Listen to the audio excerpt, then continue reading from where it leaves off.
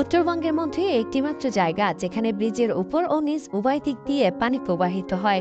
ব্রিজটি নীলফামারী জেলার কিশোরগঞ্জ উপজেলার বাহাগিরি ইউনিয়নের চারালকাটা নদীর উপরে অবস্থিত। পানি উন্নয়ন বোর্ড যদিও এটি নামকরণ করেছে যমুনেশ্বরী অ্যাকুইডাক্ট নামে, কিন্তু বাহাইগিরির ব্রিজ নামেই জায়গাটি বেশ পরিচিত।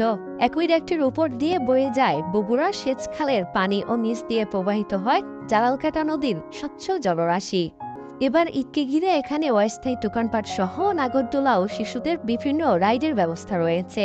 দর্শনার্থীদের নিরাপত্তা ও বিশৃঙ্খলা এড়াতে নিয়োজিত রয়েছে আইনশৃঙ্খলা বাহিনীর সদস্যরা।